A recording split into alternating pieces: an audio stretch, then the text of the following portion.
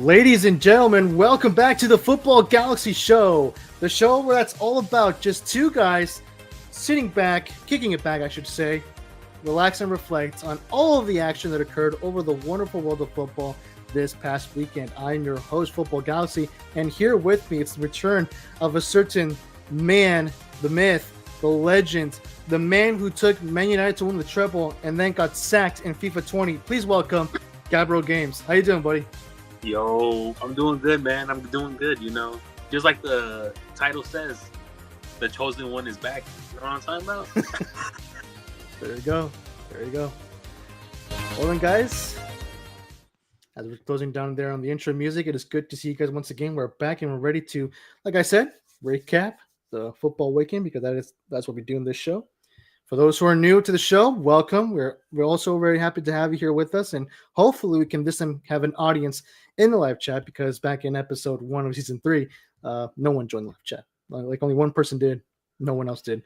So hopefully we can get someone here to talk with us in live chat, and yeah, hopefully this could be a good show. I mean, it usually is a good show. So without further ado, let's kick it off, shall we? Yes, sir. All right then, bro. Well, actually, first of all, how are you doing today, bro? How was your weekend? My weekend's pretty good, bro. Soccer wise, and not today, we lost. We lost. I mean, to be honest, bro, I haven't been following MLS lately, so I'm not sure. Like, if something good happened to you with MLS, something bad happened. Tell me, bro. I was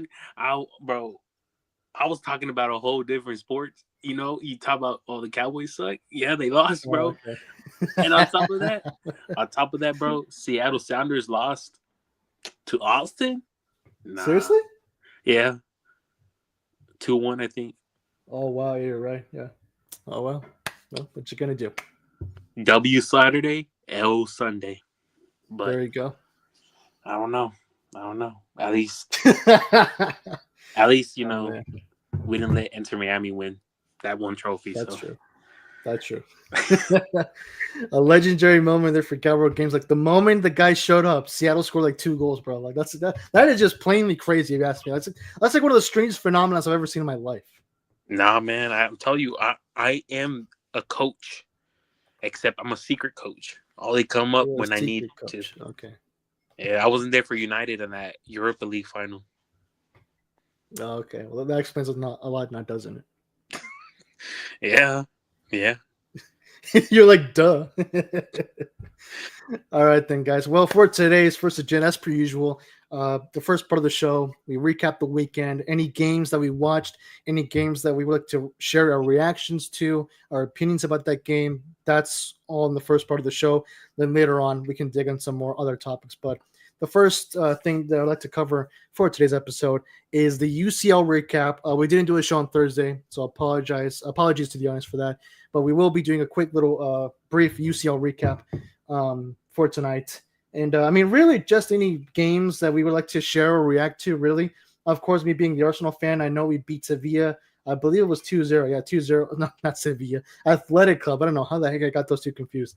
But yeah, good win for Arsenal, honestly. But I mean, bro, I don't know if you saw any Champions League games this week. I sure didn't because I just didn't.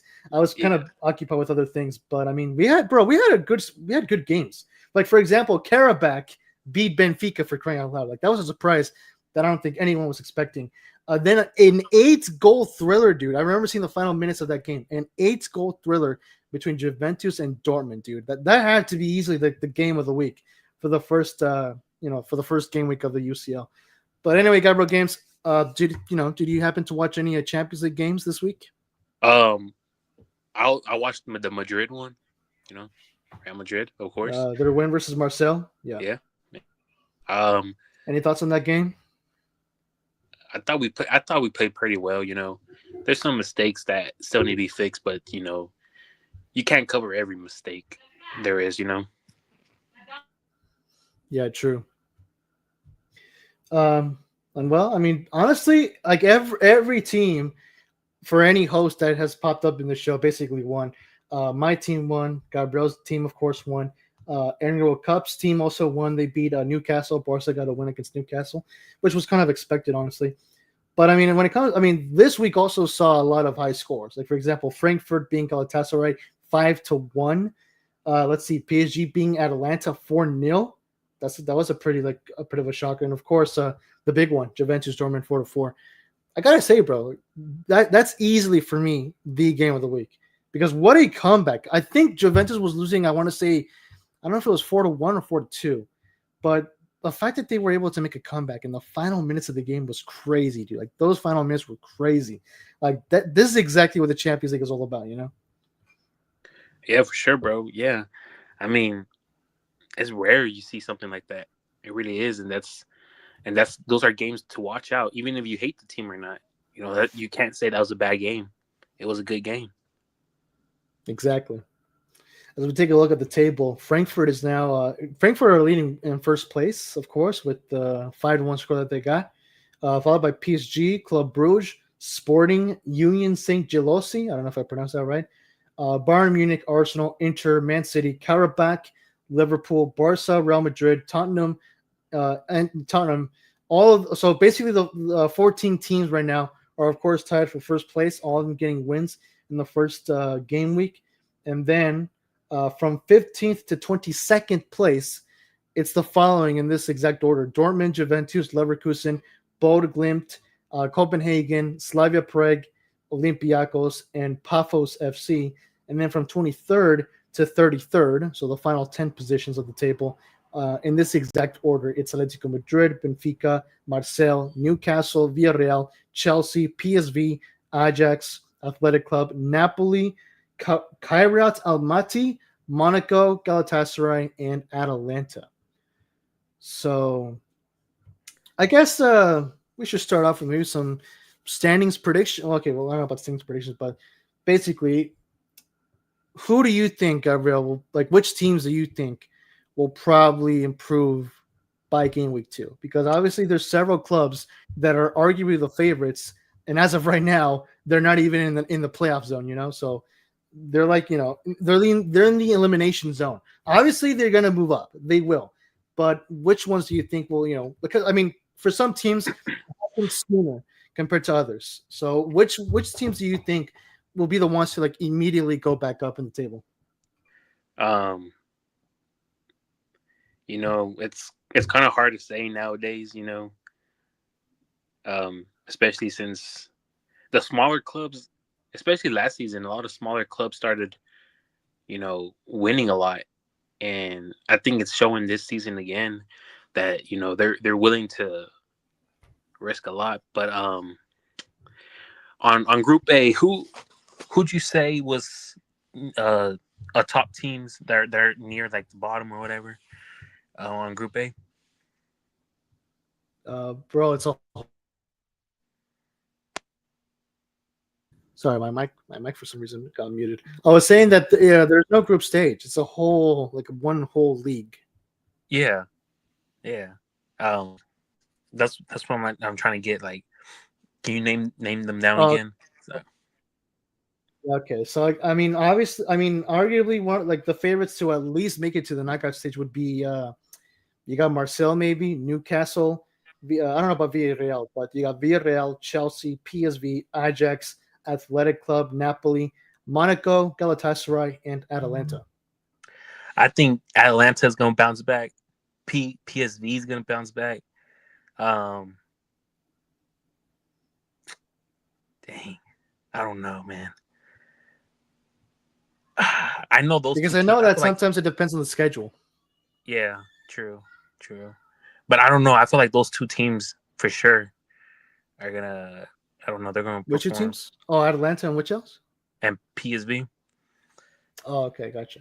Yeah, I feel like I don't know something about them for sure.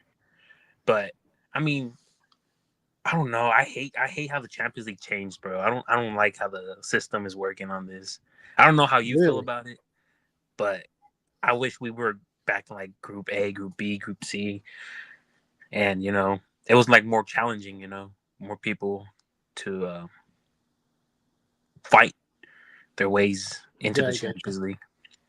But yeah, I think Atlanta.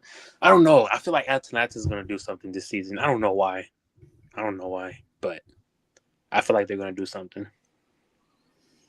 Well, for me, I'd say Napoli is definitely like a probably like the top candidate to move up the standings, considering that they're in first place right now in Serie A.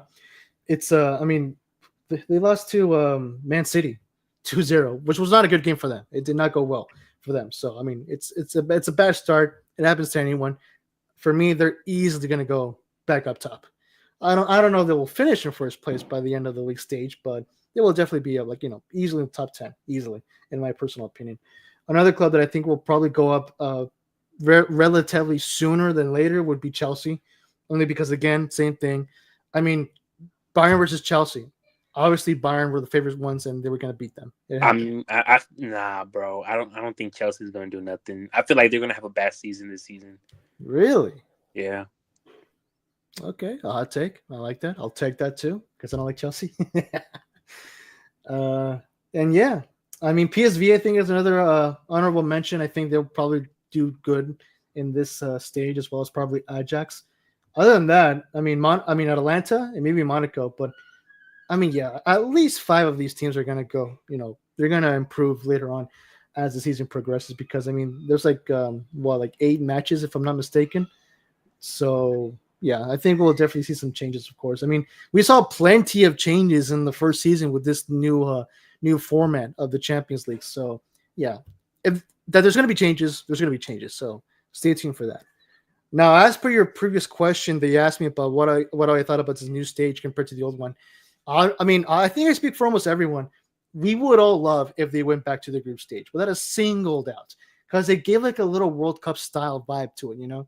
So yeah, obviously the group stage is something that everyone missed in the first season.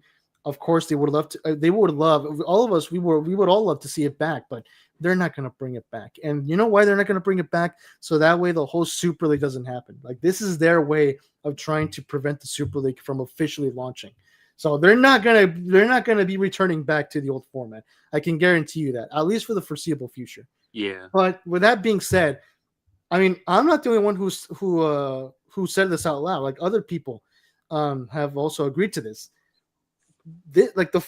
Considering the final results, the final outcomes of the league stage at the end, at the end of it, I think it was good. Like we saw so many teams score so many goals because the goals counted for this league stage. The goal difference does count a lot in this group stage because I mean it's because of how big the league is now. This whole format. I mean, for crying out loud, there are 36 teams, so every goal scored counts. Every goal difference counts because there's only a limited space between the top 8, which goes automatically to the round of 16, and the playoff zone, which is from 9th place to 24th. So there's only limited spots available for a 38 league competition. So for me, I think it was very much excited. I remember I think it was earlier this year or last year. No, it was last year. Last year, I don't remember. Forget it. Basically, we did a live stream for the final day of the league stage because it was all in one day, which I personally thought was awesome. It felt like decision day in MLS. All the teams playing at the same time for the final standings. Who went in and who went out. And I thought that was awesome. Again, just like in MLS with decision day. Granted that, CBS basically did their own version. That was, much more viewed than my local version, but which I don't mind. But still, I feel like, basically my main point is that this league stage kind of proved most of the fans' negative expectations for this tournament, for this new stage. I feel like it definitely proved me wrong because I did not like the stage at all. Like at first, I did not like this idea at all, but at the end, it proved good. Like it was entertaining, like it was intense at the end, like it was good, dude. Like I did like it at the end. Yeah, I will have to disagree with you right there. I don't know, bro. To me, it's kind of hypocritical. Like you mentioned, like how the MLS does that, right? But I see it hypocritical from the European people and players that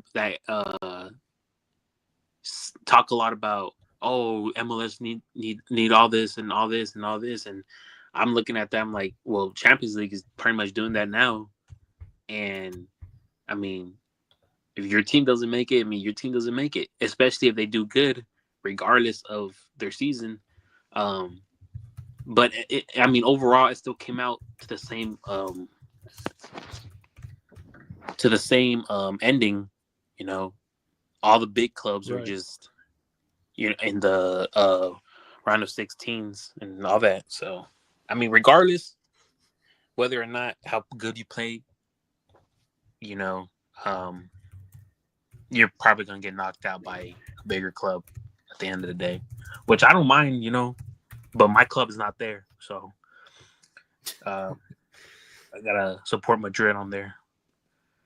Well, yeah, I mean, you gotta choose one or the other, bro. It cannot be both. Clearly, it cannot be both.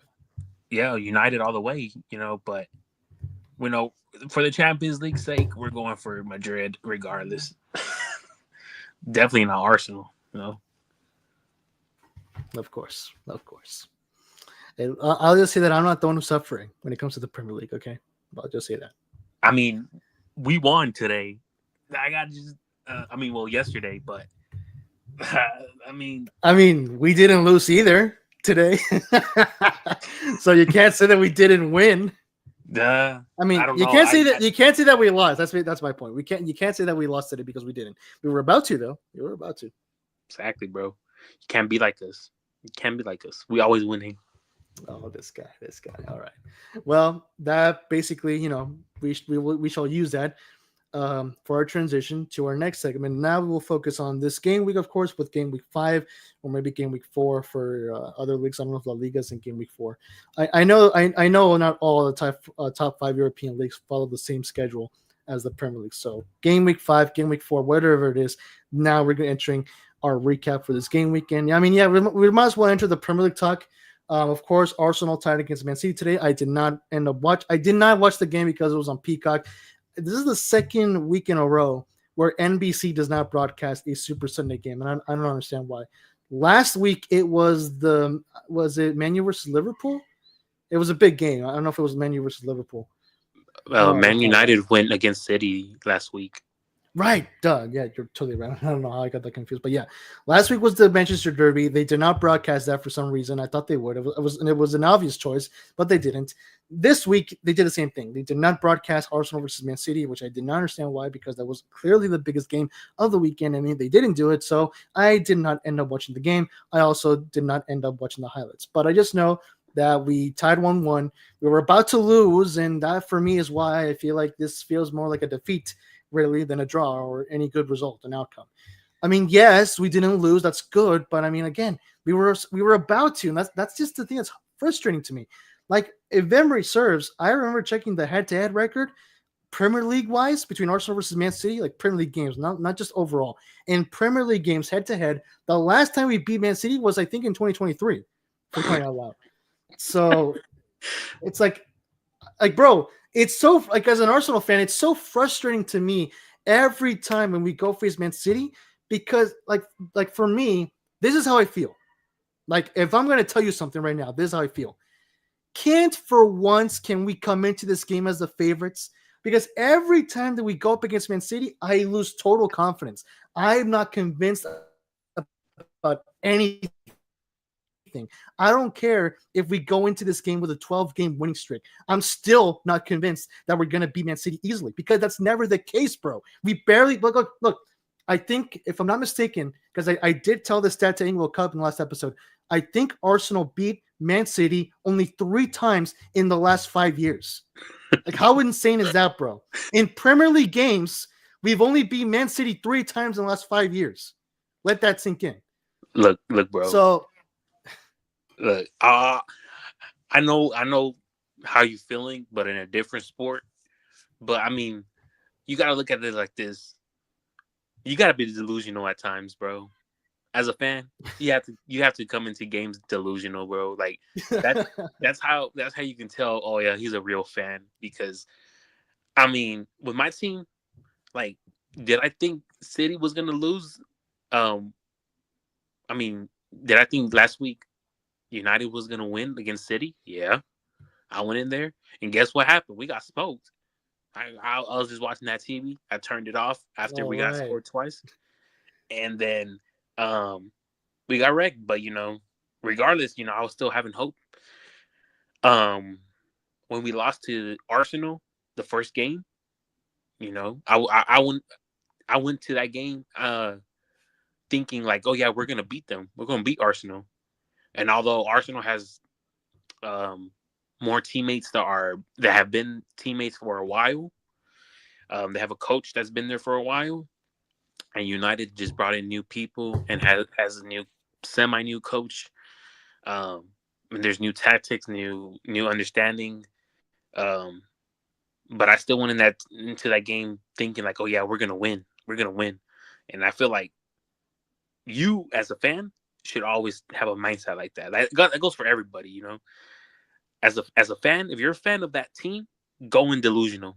And that kind of sounds dumb, but it's a love-hate relationship at this point, They call it toxicity.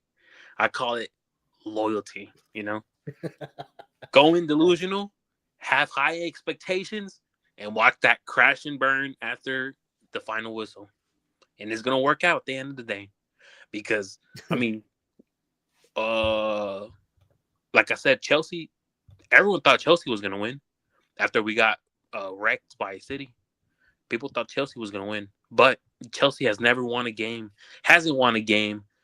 at home against United for a while. I don't know. I forgot the statistic on it. So I've heard. Yeah. Let me check if I can actually. I remember someone in the Discord told me that. Hold on. It was Luke from the Discord, who's also a Man United fan. He said, here it is. To be fair, they've not beaten us at Old Trafford for 12 years. That is crazy, bro. That's crazy. Yeah. And good. Right.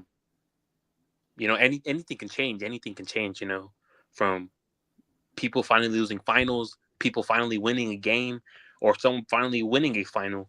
But this game, I mean, it was in the rain. People were chanting against Alejandro Garnacho, like they were saying bad things about him. But I mean, we went in there confident. We won 2-1, and guess what? We got 3 points right there. 3 points. Yeah. 2 wins in back-to-back games, if I'm not mistaken, because last game. Oh, no, because last game was against Man City. The previous one was versus Burnley. I forgot about that. But yeah, I just wanted to clarify or correct myself on the stats that I told you previously over Arsenal versus Man City and their head-to-head record. So actually, the last time Arsenal beat Man City was this year on February 2nd, where we slapped them 5-1. Keeping in mind, that's like the biggest win we got them in who knows when.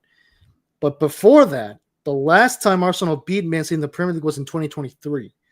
And then before that, we beat Man City in the Premier League not until 2020. So yeah, the stats still remains correct. We beat. Oh wait, no, that was in the FA Cup. To be fair, actually, in 2020 we beat Man City in the FA Cup. In the Premier League before 2023. Oh my gosh, dude! It was until 2017. That's another FA Cup game. Oh my gosh, dude! Club friendlies, that was in 2016 when we got a win against them. 2015, there is no way that Arsenal only has 3 Premier League wins versus Man City in the last 10 years. I refuse to believe that. Bro, y'all suck. Capo Gibbs is freaking dying, bro. I know. I refuse to believe this. There's no way that Arsenal has only 3 wins against Man City in the Premier League over the last 10 years. I mean, you can be like crazy. You can be like those weird fans, like those Barca fans that celebrate friendlies. You can celebrate friendlies if you want, but friendlies honestly don't count. But let's be honest here, they don't count. I mean, yeah, according to football, that's true. Arsenal only has 3 Premier League wins against Man City in the last 10 years. That is insane.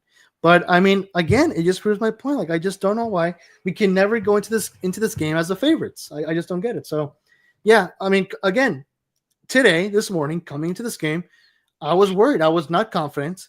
I was genuinely worried. Like, I wasn't confident that we would beat Man City. I mean, I had hope, but I honestly did not feel any confidence at all that we would beat Man City. I knew it was going to be a hard game. We barely beat them, right now, as you saw, we barely beat them. So, Yeah, it just goes to show. Also, apparently, so I don't know what stat. Hold on, let me bring it up because I got a notification for it. So apparently, there was some stat concerning Mikel Arteta. Here it is. So this stat came out this morning. Mikel Arteta is the first manager to avoid defeat in 5 consecutive league matches against Pep Guardiola. And I commented in this post, by the way, and my comment was this: an achievement that won't do us nothing in the league table. Like, I don't like, bro, good for him, but I don't care. The point is to beat Man City in the freaking standings, dude. Like, yeah, we're not gonna get awarded by these achievements, you know? Like, who cares? bro. What? Since we're on the Arsenal topic, bro, I'm not an Arsenal fan or anything, but even I can see that y'all need a new coach at this point because it's been trusting the process. Like, you've been trusting air at this point. And I mean, you got what you won.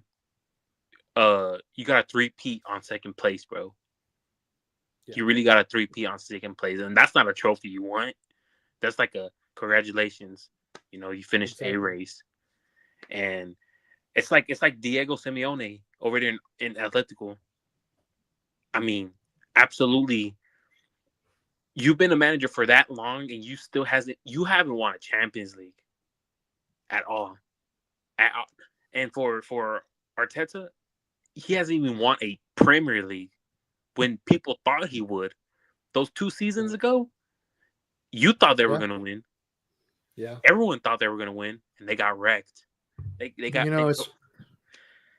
they got wrecked, man. And it's sad, bro. It really is sad because, I mean, my team sucks, but your team have a team, and you still can't win. I mean, changes have to happen, bro. No, I totally agree. I totally agree with everything that you just said. And I mean, here's the thing, right, bro? Last season was the only, like, I never uploaded my Premier League predictions, and I actually never did for this season as well. I'll try to post them on YouTube soon, even though I know it's too late, but who cares at this point? Last season, I never published them. But I will say this to anyone who's watching, which I think is no one at this point because I see 0 viewers. Last season was the only season where I genuinely predicted Arsenal to win the league. Why? Because Jurgen Klopp was leaving Liverpool, and I was convinced that Pep was not going to win it because, a 4-peat, dude. There was just no way he was going to do a 5th one in a row. A 4th one was already an impossible task that he broke. Good for him. But there was no way. I was fully convinced that there was no way that this same team was going to go for another try. There was no way. And with Liverpool losing during club, I thought, this is it. This is the chance for Arsenal to go for it. And I just could not believe that they still couldn't do it. This season, they have 0 excuses, bro.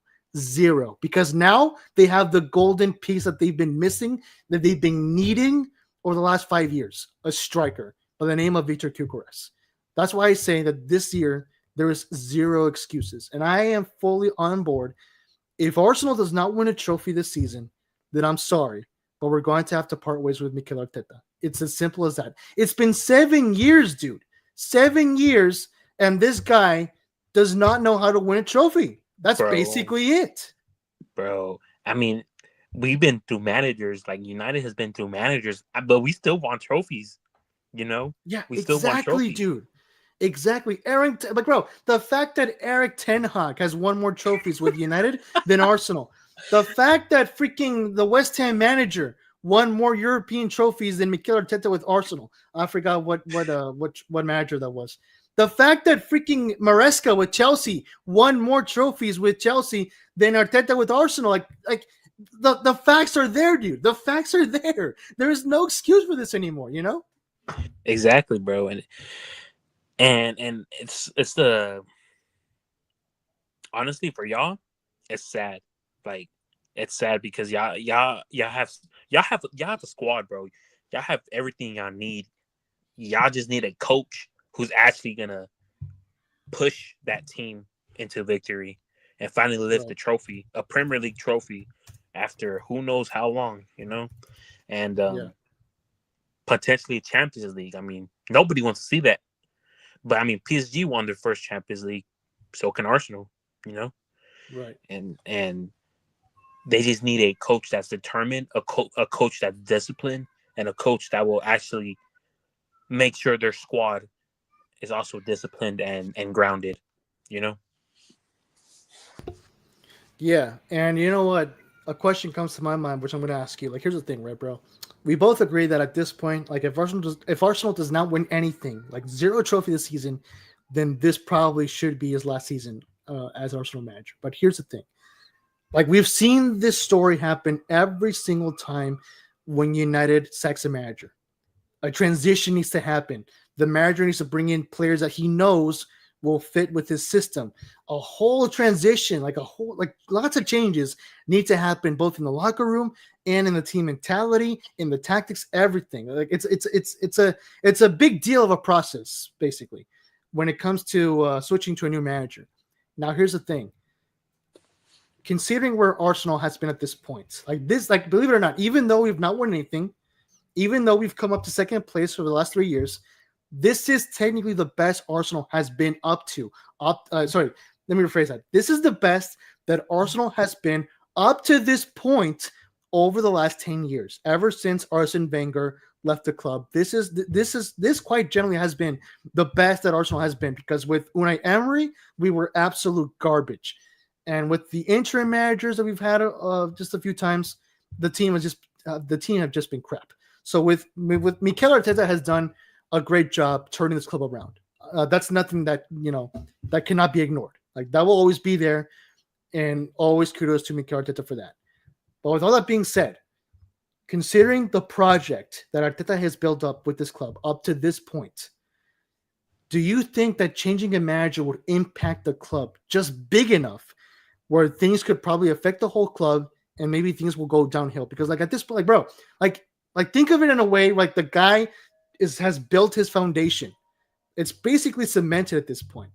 If the guy's leaving and you're bringing another construction worker that may have different plans, what the heck is going to happen then? You know?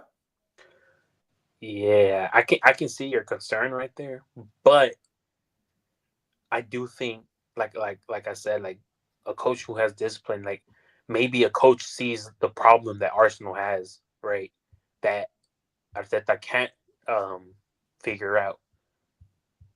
Um and that coach may come in, fix it, and all of a sudden, y'all winning 10 games in a row, and then like maybe tie a game and maybe lose one game, because I know it's difficult to win every single game, but you may win the game and y'all may go the whole season probably losing what, 3 games, 4 games, and y'all still win the Prim title.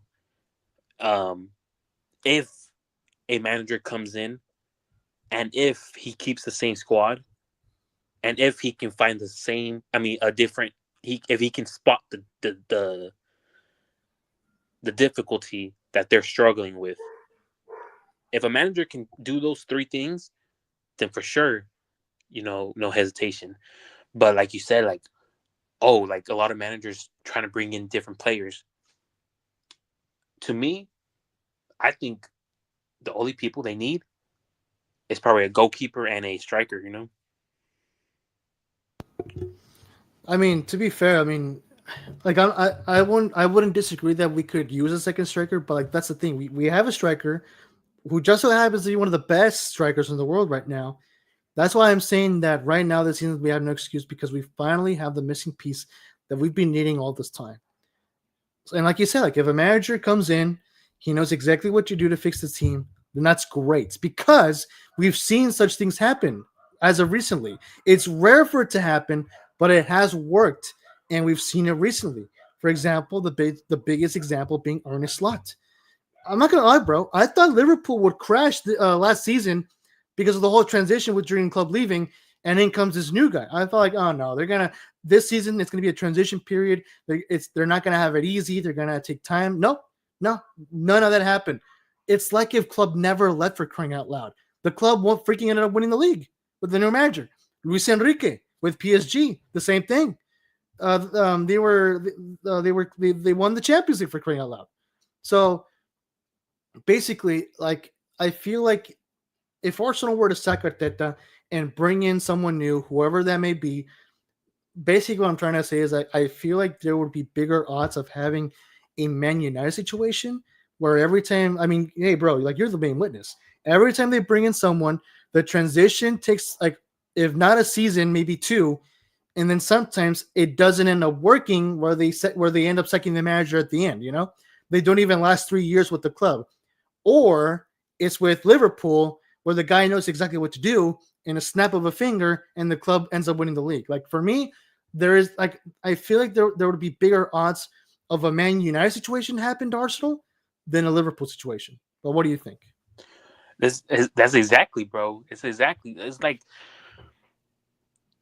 like that the Liverpool manager who came in the middle of the season. He was like, "Oh, this is working for Klopp, and you know, whatever the situation was with him and him leaving, he's seen, oh, I can still do this. This is working. He's gonna keep it. This isn't working. He's gonna change it. And I mean, it carried on all the way to the final. And I mean, I can't really say about the same thing to Madrid, but I mean, it's like they're kind of on the same boat because Ancelotti had a bad season that season completely, and Xabi came, changed some things, but still kept some weapons. And I mean, they're winning.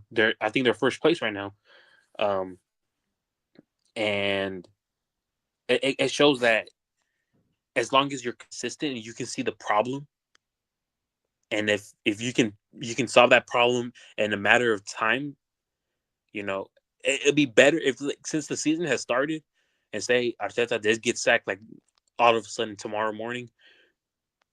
If a manager came in and seen, okay, this is his problem, he fixes it during the cycle. Um, that could change. That could change. That could change, and it is rare. It is very rare.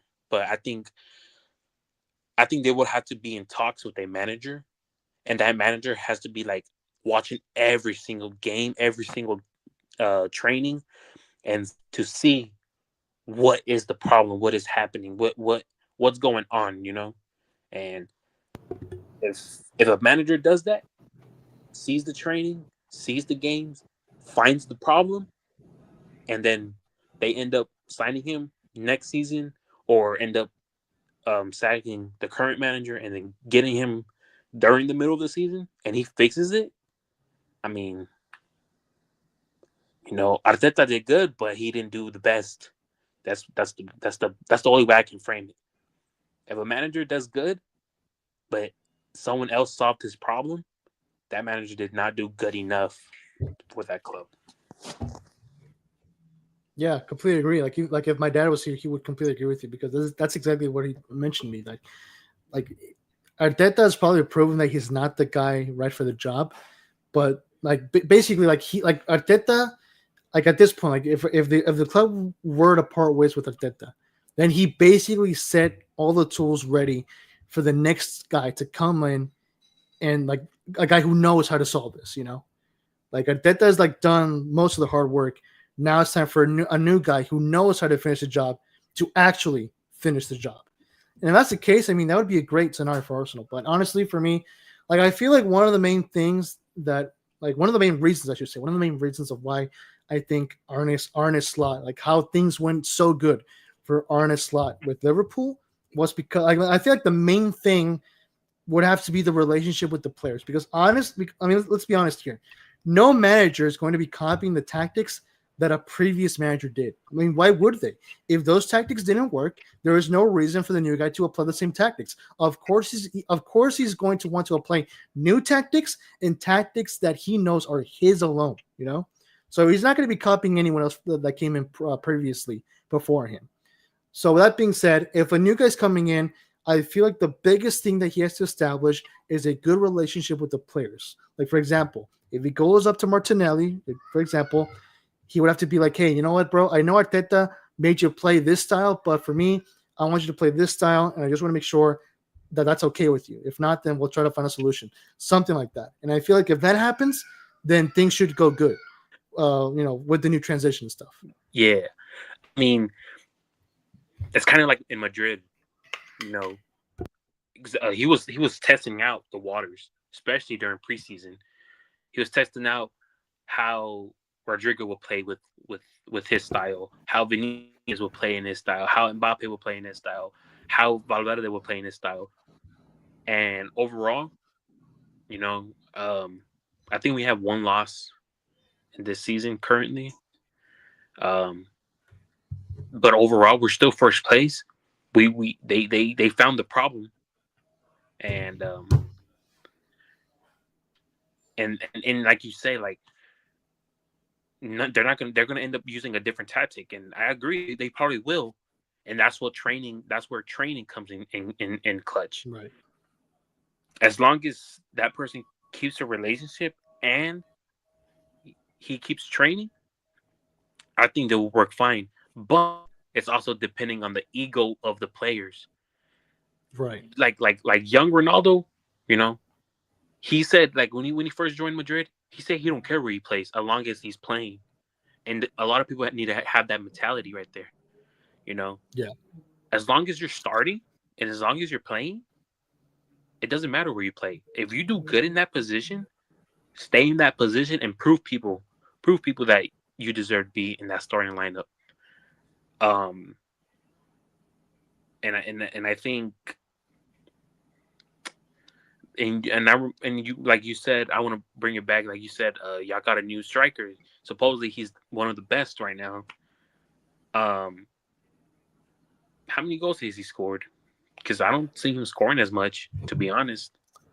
And I Yeah, he's only scored I think only twice, like in the last few like 5 games. So I mean, it is expected to be for like a new signing. I mean, for crying out loud, he was playing in the Portuguese league, which is nowhere in comparison as hard as the Premier League. So I feel like it's just a thing where he has to learn to adapt, give him some time. So I mean, that I can give him the slip for per se, but yeah, yeah, but I mean, Mbappe was from the French league, and the French league was a trash league, and he came to La Liga, where people are purposely pushing people. It's like Liga MX. They're like purposely trying to tackle you and injure you.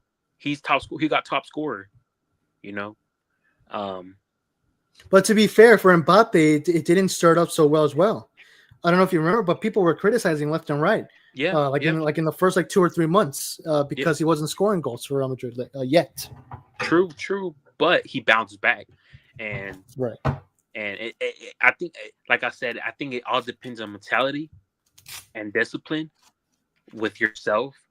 And if you keep training and training and training, and eventually, you watch the film, you watch, oh, I can find the weakness right here. I can do this, I can do that. And you go to training, and then the game starts, and you find the weakness, you remember the weakness, and you from there you score and everything. It all depends on discipline and mentality with a new signing, because because a lot of people are going to criticize you, you know, and a lot of people suck at taking criticism. A lot of people suck at taking criticism, especially if you have a big ego and you get criticized that much.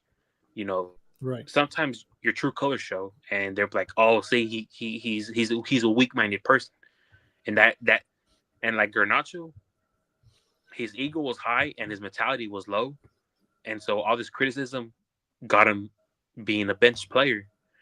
Um, and discipline, you know, you just gotta you have to physically show up, even though you don't want to.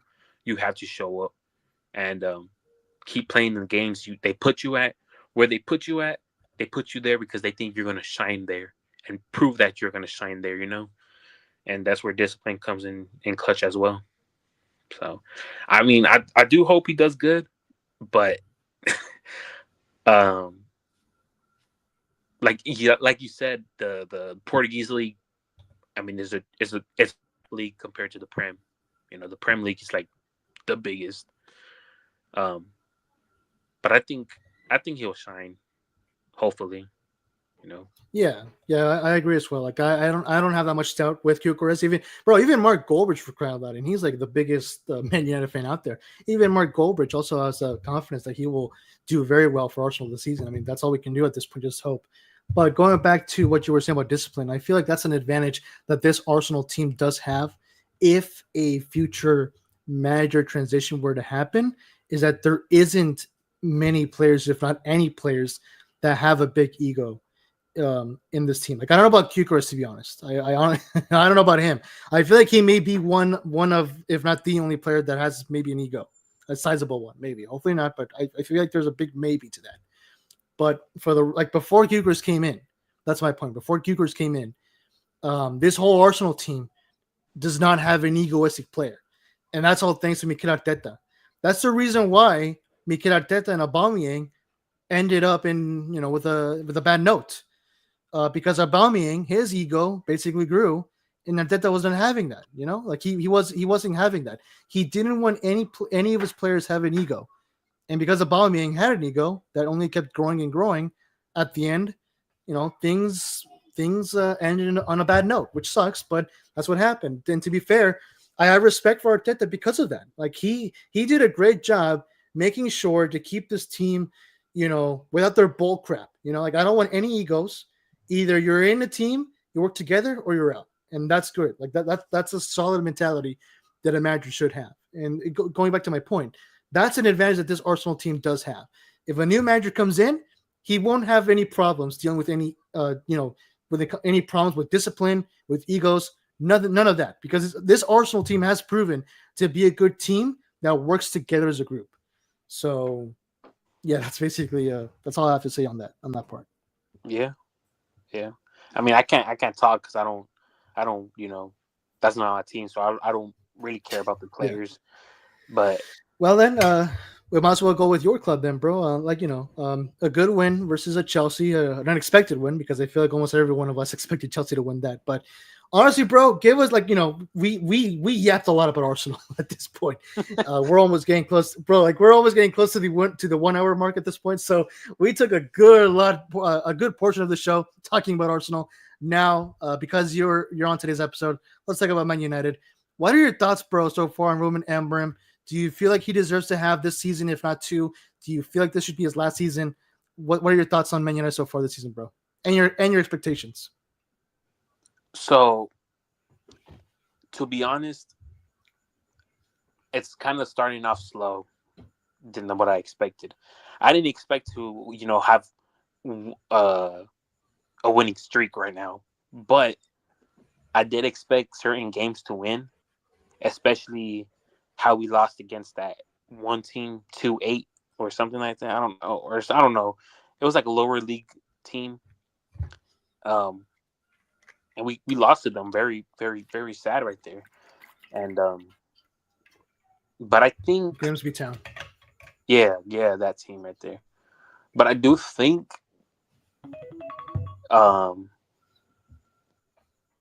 he's doing all right currently, especially since he's finally gonna have a full season to himself, and not I mean, not every team starts off hot, especially not every big team.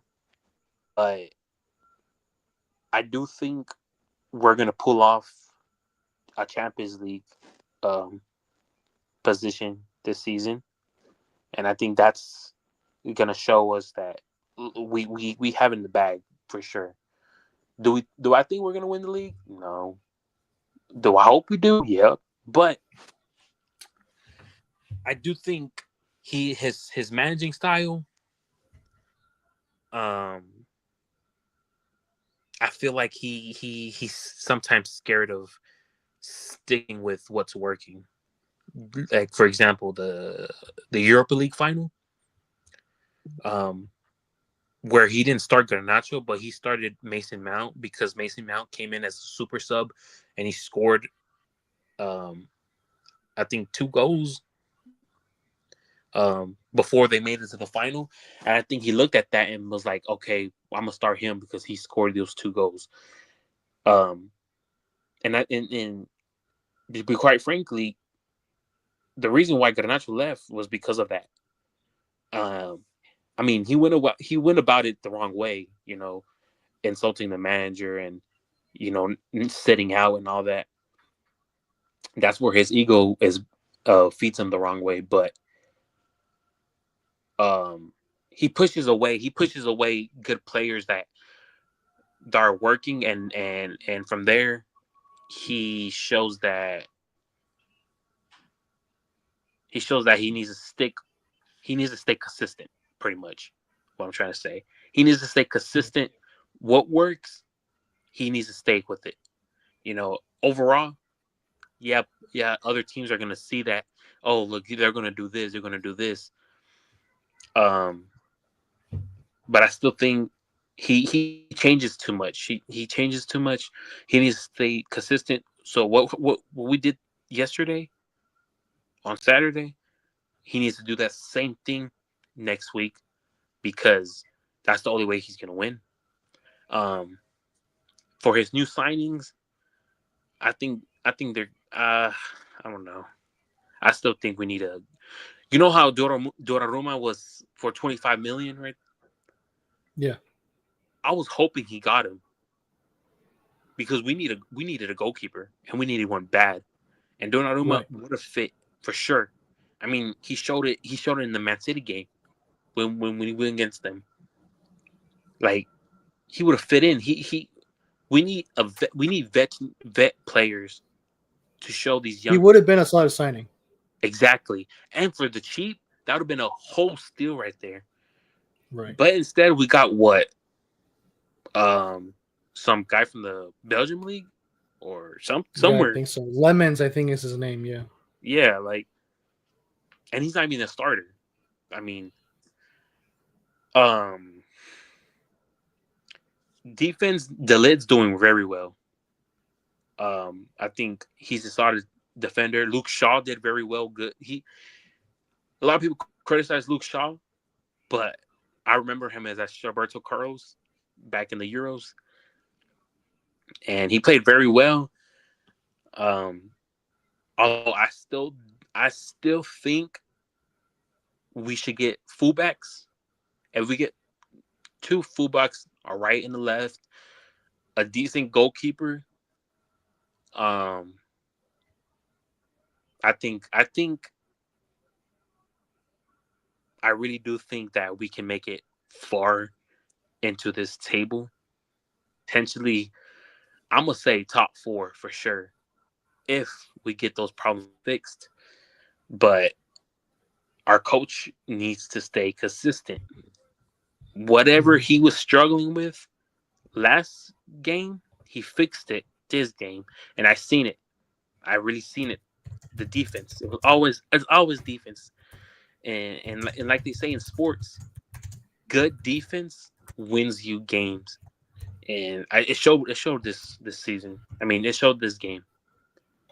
Um, but if he stays whatever worked today, I hope he brings it next week so he can silence critics. And I do not know who's United plays next week. Um, I can't remember. It's on my phone, but I can't. I don't want Let's see. I can to. bring it up really quick here. So United's next game is going to be against. Hold up.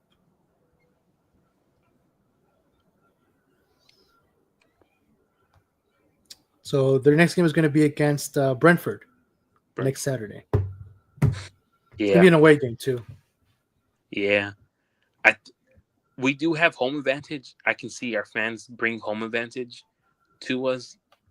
Um, we do struggle a lot away, and I think it's we don't have discipline at all in our squad. We don't. We really don't. Um, because if one player freaks out, the manager just strictly he doesn't talk to them. He's just like, okay, I'm gonna get rid of you. Instead of talking to that person, like, hey, what's up? What's up? Right. Um, Instead of looking for a solution. yeah. Um, but like you said with Aubameyang and stuff, Aubameyang ego was just growing, growing, growing, and I mean he was there for a while still, But Right. overall, after not having a conclusion, they got rid of him. That's how we need. We need a manager that's going to talk to his players, a players that are going to talk to the manager. And if there's a dispute that they just can't figure out, then that's when you get rid of the player. Or if it's the managers, that's the problem. Get rid of the manager. But I do think United needs to stick with one manager, even if we struggle. Because how long has Arteta been there? Like, he's been there for 7 years. 7 years. Took him 7 years Yeah. to figure out a good squad. Imagine in 7 years if we still keep our current coach and he finds whatever works and he helps us win our first ever Champions League since a long time ago, or our Premier League as well, since however long ago. If he's able to stay in those 7 years, or even if it's like 4 years, 5 years, if he shows a major difference, then that's how you know we the Glaciers need to honestly just stick with one manager. I mean, it's like dating, bro. You can you know Nice. you know what I'm Nice. saying? It's like you jumping from one girl to one girl to one girl, and you're always like, oh no, she's the problem, she's the problem, she's the problem. Like Jennifer Lopez.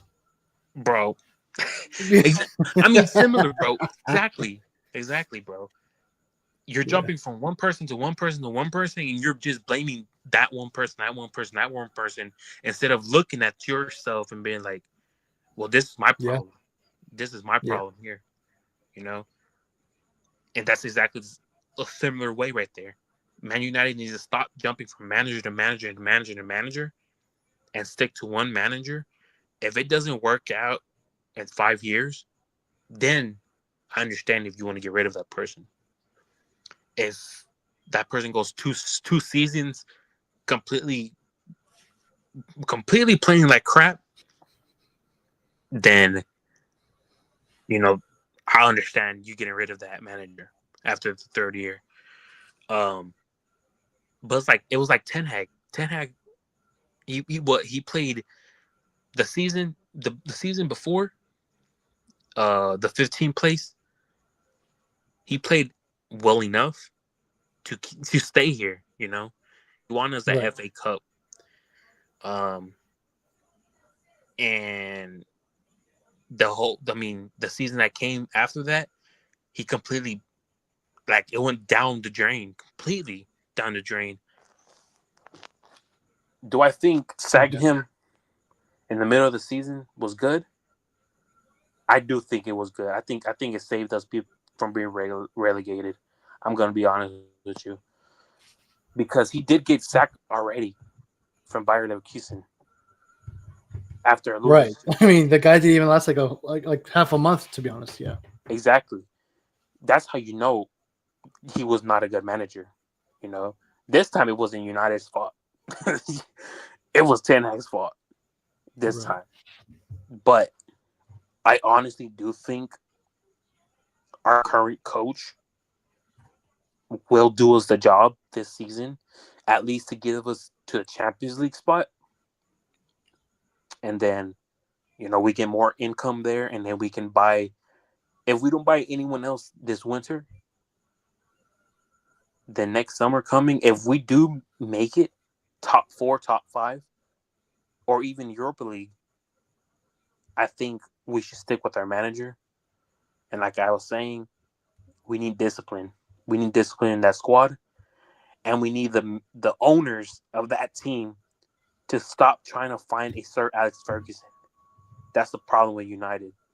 They try to duplicate what Ferguson did, and they just can't, because Ferguson, the way he played it, Ferguson had really, really, really good discipline.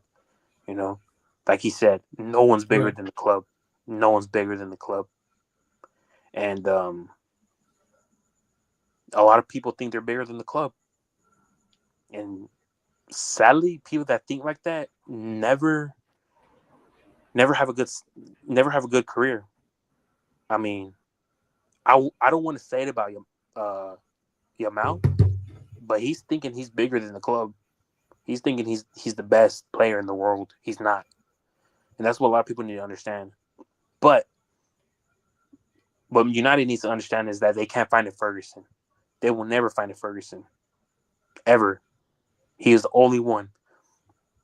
But we do need to stick with one manager, and that has been our problem. We're just hopping from manager to manager, and we need to stick with one. Yes, former managers have done bad in one season, but it's like, I don't know. I kind of don't want to make it political, but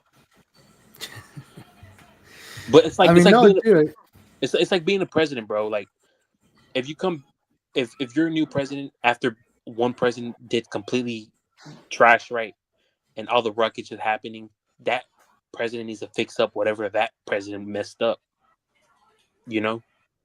And yeah, and it doesn't take one season. It takes like about the third season you'll start seeing results. Sometimes you're lucky enough to have like one good season and everything goes to garbage. But if you start seeing like, oh, this manager's not going to perform like he did first season, then that's when you get rid of him. You know, if you can spot the problem early, fix it. And United needs to fix their players' egos, need to fix their discipline, and needs to stop jumping from manager to manager, because it's ridiculous. It's literally ridiculous. yeah. I mean, you basically covered everything that I would agree with, bro. I feel like right now, Amram should honestly dedicate himself in trying to win the locker room as best as he can, because, like you mentioned, there doesn't seem to be much discipline. The whole team itself kind of feels uncoordinated. Like, on paper, this is a good squad. It's just a matter of having them connected and work together solidly as a team, you know?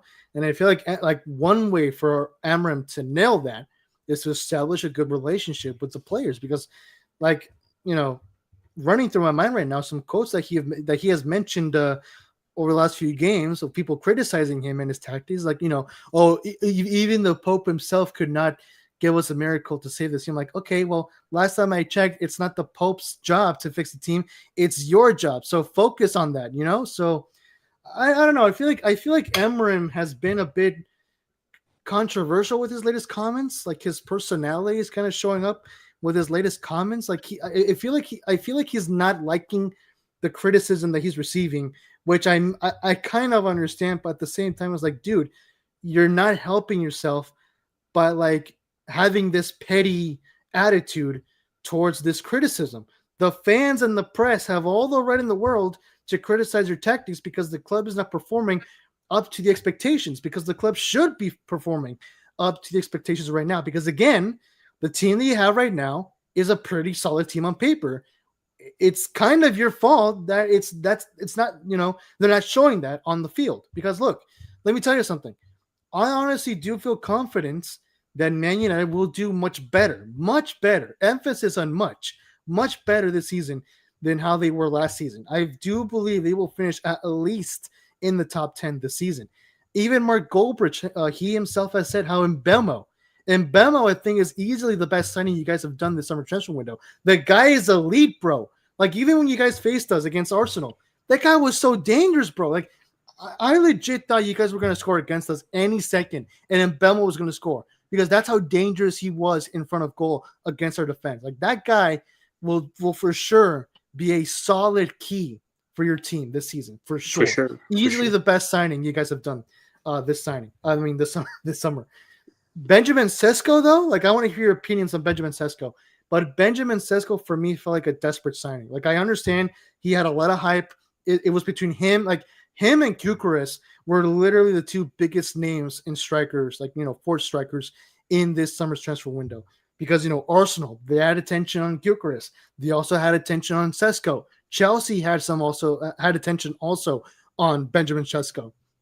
You guys also had a lot of attention on Benjamin Sesko. And I feel like you guys were just waiting to see which striker Arsenal was going to go with. And of course, since Arsenal went with Gyökeres, you guys went all for Sesko. Kudos to you guys. That was great business. But again, to me, it kind of feels like that was kind of a desperate signing. And of course, I mean, you mentioned how Gyökeres has not been having a good start so far this season. His start in the Premier League has been rusty. I totally agree with that. But I feel like Sesko has been quite worse. I mean, he still has not scored his first goal for United, right? If I recall correctly. Yeah. So I do believe that, same with Gyökeres, you got to give the guy some time to adapt himself. I feel like Amorim should probably start him just a little bit more, just so that way he can get accustomed to it and try to grab his momentum, his pace, just to get accustomed and to find connection with the team. But I feel like, again, I don't know about the Sesko signing. I feel like I understand that you guys needed a new striker, and maybe Sesko is the answer. But again, I feel like the time was probably kind of off, and now you guys have to wait for him to click in with the team. But what are your thoughts on the signings and on Benjamin Sesko, bro? It's like you said. I think Sesko was a wasteful signing, low key. I really do. Only reason is because we don't use him, and a lot of people if you were to buy somebody for a backup and he's benched, then I understand why you're not using that person. But you bought this person and he's a starter. He was a starter back in he came from I know he came from the Bundesliga, right? Yeah. With RB Leipzig. Yeah, that's the team. But he showed out. Like he was very good. And I think I don't know how to pronounce his name. The bald guy with the beard. We got him this season. Are you sure? Are you sure you're not talking about Mbemo? Yeah, that's the guy I'm talking about. Oh, okay. I think he was a good signing. Although I can see his problem. I can see what he needs to stop doing. He tries to shoot from distance, and it doesn't work out. He needs to stop doing that. If he needs to run a little bit more, then shoot, fine. But he's trying to shoot from distance, and he needs to stop doing that. Sesko, I feel like if we bought him, and we should start him. But the problem is, we have Bruno Fernandes, we have all these people that are scorers, and I feel like Sesko, he'll be a good midfielder, but we don't need an attacking midfielder because we have Bruno Fernandes, Right. And so to conclude it, I think he was a wasteful signing.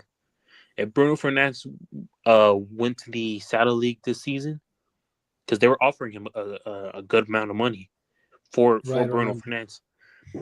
If we were to accept that and we got Sesko would have been a beautiful attacking midfielder, and he would have took over for Bruno Fernandes. And the thing Bruno Fernandes was performing this season, I think Sesko would have done the same thing.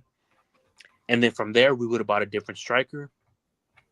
And I think we would have worked out right there. But, yeah, I do agree. It was a wasteful signing, a desperate signing, as you say.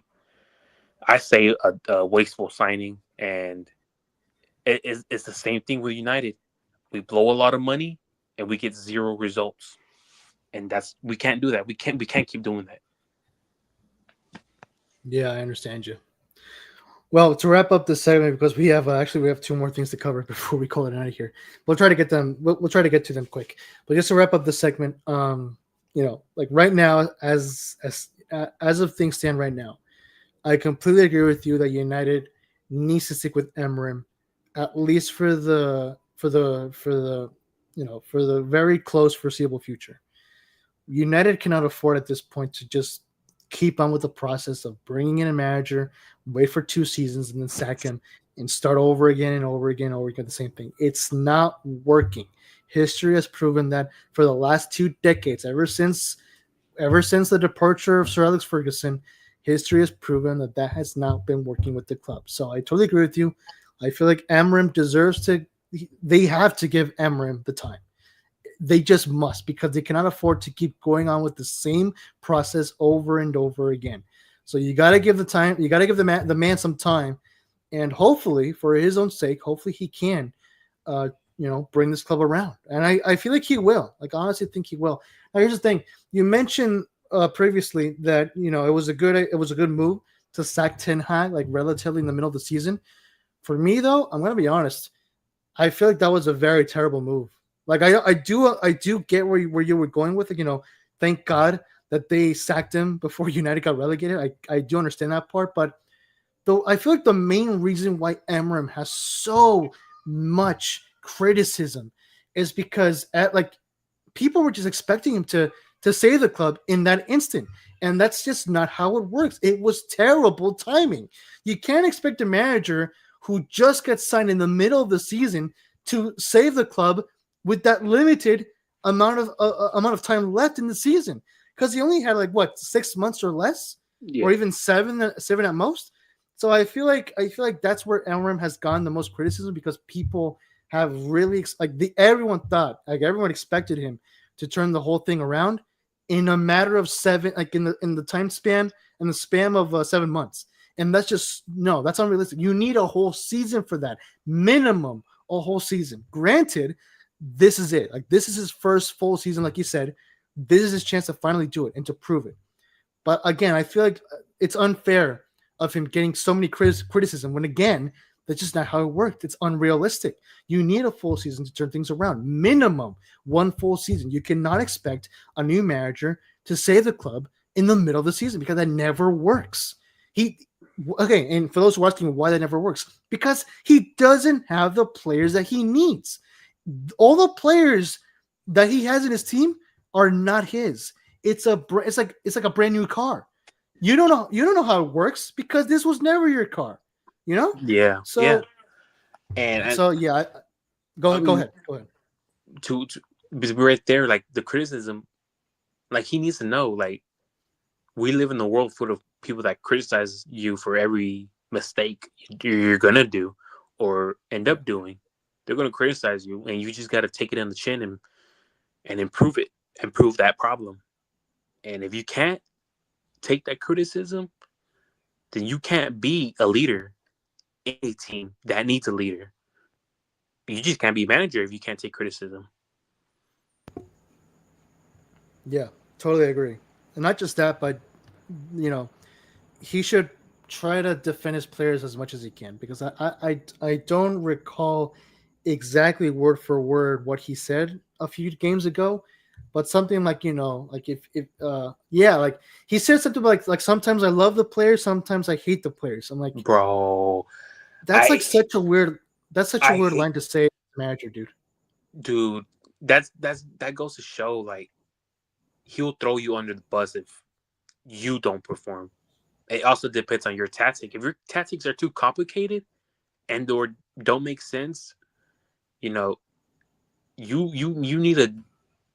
I mean, the way I use it, dumb it down or simplify it, because you're either using too much information for one tactic, or you're just not explaining it properly. And these players, they need a manager who's going to stick to their, I understand if it was 2 players that did a mistake and he called them out and he said, look, I'm going to work with Luke Shaw and I'm going to work with Bruno Fernandes to fix the problem that they caused today. And that's where we're going to have extra training. But instead of that, he just blames the whole squad. And that's ridiculous.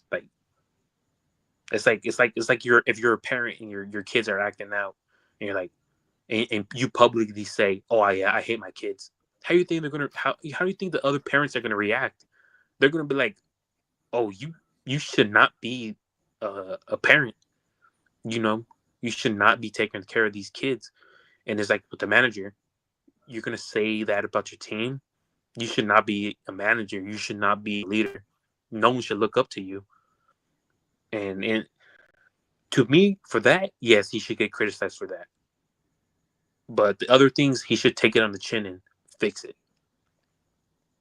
Exactly. Like, I mean, there's a reason why people say, like, you know, like if you have a problem with a player, then deal with it in the locker room. Or sometimes, like if it's something that can be, you know, solved on the pitch, then solve it on the pitch. But if it's something that you can solve in the locker room without, you know, things getting public or whatever, then do it in the locker room. Like what he said, that doesn't help him in winning the locker room. And I feel like that's a priority that this guy should do. Try to win the locker room as much as you can. Because here's the thing, right? And I think you'll agree with me. You'll agree with me on this. If a player, like, okay, if say you're Emmer, you're criticizing a player because of his attitude or whatever. You have all the right to criticize a player if you actually did the effort on coming up with a solution, working with the player, again, trying to find a solution, and, you know, communicate with the player, like work it out. But if you barely did anything and you don't care about the player, or, you know, if you barely did anything and you're not happy with the results, because again, you didn't do anything, and yet you still criticize the player for it, then no, shame on you, because part of the fault goes on you.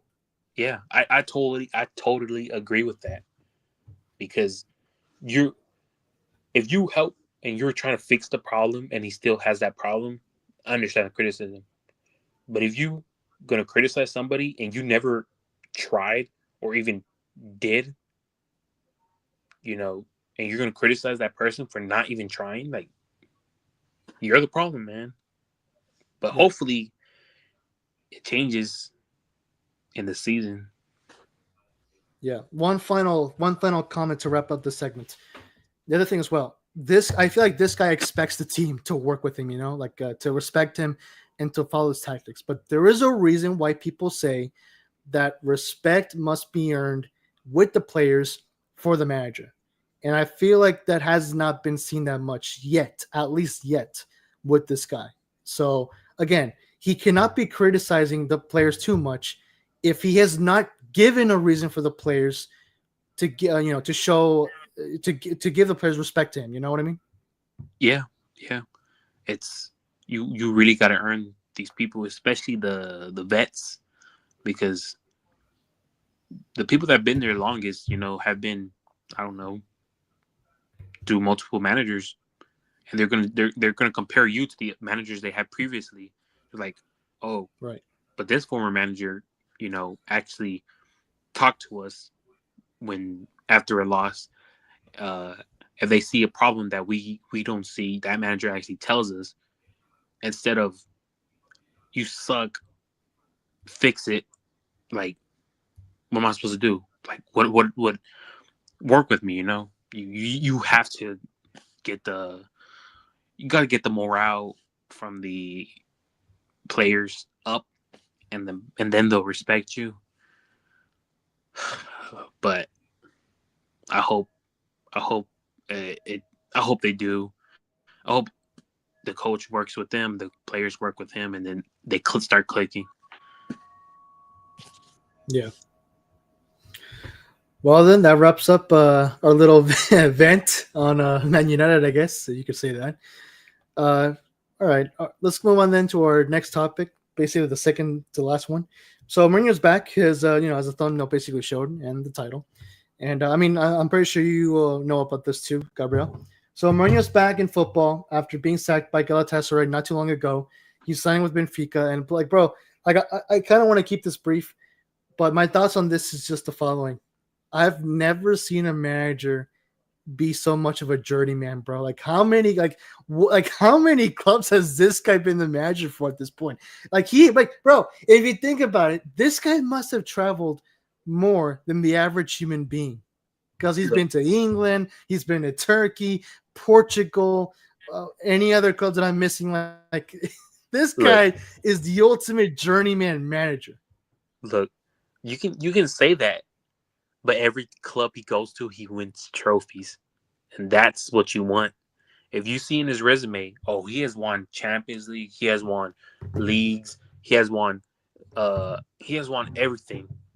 And I think Benfica looked at that and he's like, I think this person is gonna help us out. And I really do think he's gonna help them out for sure. Are they in the Champions League? Yeah, they are. Well, who knows how far they'll make it. I don't think they're gonna make it super far, but knowing his skills, yeah, he's gonna improve the team for sure. Yeah, I mean Benfica, if I recall correctly, I think they managed to reach up to the quarterfinals last season in the Champions League. If I'm correct, let me if this app allows me, which is not for some reason. I'm trying to verify that really quick here. But I mean, I would not doubt at all if Mourinho ends up winning the Portuguese league title with Benfica.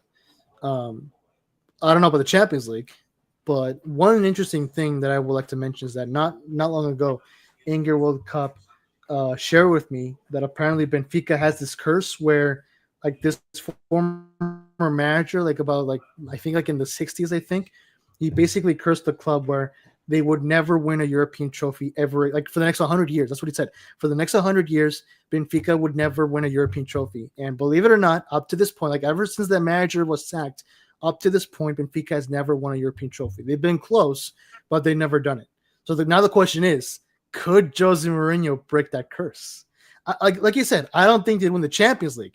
But if they were to qualify to Europa League per se, or even Conference League, then I feel like oh yeah, heck yeah, they would break that curse. But what do you think about that, bro? All I know is that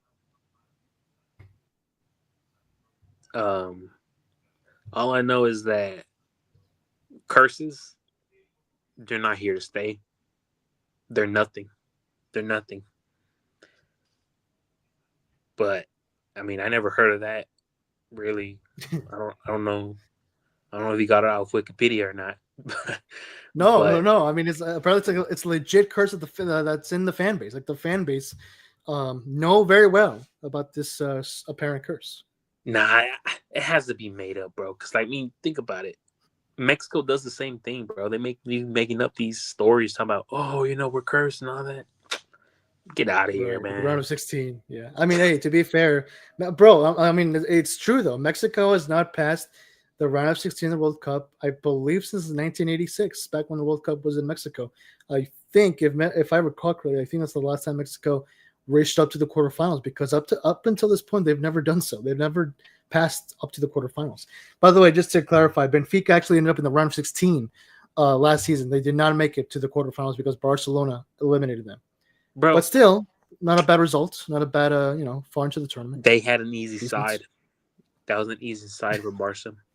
You can't say it wasn't. You can't say it wasn't. Bro, but hold on though. Unlike Real Madrid, Barcelona did reach the semifinals though. That's the thing, bro. It doesn't matter. We went against harder teams. We went against harder teams. We literally were close to losing, but we won. And then, I mean, y'all destroyed us. Arsenal destroyed us completely. But no, Inter, bro, not us. Inter. Oh wait, no, sorry. Yeah, you're right. I'm sorry. For a second, I was thinking about Barcelona. My bad. Barcelona is garbage, and Inter proved that they're garbage. I mean, yeah, Barcelona fans can say what they want, but that little kid ain't gonna do nothing. I mean, he has a. Oh my gosh, you're talking about Yamal. Oh my gosh. He's injured because he has a sexually transmitted disease, bro. He's missing the game for that. You're telling me that guy's gonna carry you? No, he has an ego, and people in Barcelona who have egos never make it. They do good first beginning, and then they fall off. And I don't pray on people's downfall, but this guy's hitting the same exact parts where these wonder kids think they're so good, they end up falling off. Yeah, I mean, I'm not gonna lie with you, like. I do partially agree with you on that. Like for World Cup's sake, I do hold Lamine Yamal proves to be a very good player for Barca. But at the same time, and this is something that I warned him about a few weeks ago, if not months ago. They better not hype up Lamine Yamal, dude, because this guy is way too young to be ruined by his ego. And if these guys are just helping his ego grow, then him as a player and the team is screwed. They already hyping him up, I bro. feel like them giving him the number 10 was probably a bit too soon, if you ask me. Bro, they're already hyping him up so badly. I think it's this week where they're gonna announce the Ballon d'Or winner. Bro's gonna invite 22. Oh, really? Okay. He's gonna invite 22 people from his family to go there to watch, and that same day and that same hour where they're gonna be announcing the winner, PSG is gonna be playing a game against Marseille or something like that. But that goes to prove that the Ballon d'Or lost its credibility, bro. They're just giving out trophies that the people they don't deserve. Like Haaland deserved his trophy, and not Mbappe. Vinicius deserved his trophy. Van Dijk deserved his trophy. Lewandowski deserved his trophy. They didn't get nothing. And people are always gonna be like, "Oh, you're just hating and this." I'm not hating. I'm just showing facts. What's the point of playing well, scoring goals, being top scorer, winning trophies? How's that not going to win you the best player award? But somebody from a random league scores 10 goals, but got carried the rest of the way, gonna win it all. It doesn't make sense, and that's how you lose credibility if you just award people that don't deserve the reward. If Dembele don't get it, if Mbappe don't get it, or even Rafinha, who played better than Yamal last season, don't get it, I mean, that's ridiculous at this point. I mean, I don't think Yamal's gonna win it. I feel like it wouldn't be too much of a stretch if he weren't to be nominated or even finish in the top 3. But I don't think he's gonna win it. But I feel like the Ballon d'Or at this point has become obsolete. Like you mentioned, some of these players who deserve to win it, they didn't. I feel like after the 2020 Ballon d'Or, when Lewandowski was robbed from it, I feel like that's when the Ballon d'Or has kind of lost its value. Not to mention, like even if you were to win it, okay, congrats. What's next? Who cares? Like you're not gonna be, remembered for because you won the Ballon d'Or. Look at Modric. Modric is doing just fine because it's not because he won the Ballon d'Or. It's because he's been doing good. Right now with Milan, he has still continued to be a good player for his career. But after he won the Ballon d'Or, almost everyone forgot about it a few to several months later. So again, I feel like at this point, the Ballon d'Or, like as an individual player award, is starting to become obsolete. And I feel like football should start to introduce a genuine award where it is 100% voted by the people. None of this bull crap by the organizations, by the journalists, none of that. The game has always been by the people, and I feel like for the people is starting to disappear because at this point the game is no longer for the people. Corporations, money, politicians, whatever, millionaires, billionaires, all of those guys are taking over the game, which is quite inevitable. It happens to any sport. It really happens to any sport. So it's not about the people no more. Exactly. It's all about money. If you can get a couple million, they're gonna take it. They're gonna take that couple million, and they're just gonna shove you in the dirt and say, "Deal with it." And that's what they did with the Champions League. They did it for the money and the Super League, but they mainly did it for the money. More views, more tickets, and it's ridiculous, bro. Yeah, I mean, this is exactly where La Liga wants to have that game played in the U.S. That it's a Barca game, if I'm not mistaken. I think I just saw Inglewood Cup's coming, by the way. Brother, how you doing? Welcome to live chat. Good to have you here, bro. Yeah, Correct me if I'm wrong. It's a Barca in game? Miami. They're gonna try to play in Miami. The Barca Yeah, game. and you know why? Because of money. Exactly. That's exactly yeah. So I feel like football, it's never going to happen. Let's be honest here. It's never going to happen, unfortunately. Okay. But it would be great if they could introduce an award that is directly and exclusively by the people, by the people's vote, by no one else. You know how it's never going to happen. But it should happen at this point. If they did do that, they're probably going to make you pay a fee just to vote. Yeah. Knowing these lot, they probably will. I mean, if I were to be the one organizing it, what I would do is just that, because to avoid anyone like spamming the same vote, they should just do something where it's like a one try and that's it. Like if you press a link, right? Yeah. Like it's like one of those things where like but if you want to go ahead. But overall, I mean, I do it. I'm not gonna say what I do it with, but I do make accounts, different emails to, get a free subscription. So, I mean, no, but like my point is though, is like for example, like I don't know if for anyone who's watching, I don't know if you guys have if this has happened before, but like say you want to watch a game, say foxsports.com, you only have a limited time to watch that game, like 30 minutes, and that's it. Even if you go to incognito, even if you go to incognito mode, you cannot watch the rest of the game. Somehow it knows that your 30 minutes is up. You can no longer watch that game. I feel like that's what they should do. If there were some sort of people's voting thing, Yeah. Just to avoid spam. Just to avoid like some scammers or anything. Spammers. Yeah, because a lot of people put bots. They'll have bots just voting whoever they want to vote. Right. Exactly. And they can do as much as they want, and that person end up winning because why? They had computers voting for that person constantly until the deadline, Yeah. But I do think they need to take, if they're going to still keep the Ballon d'Or, I think they need to take it serious.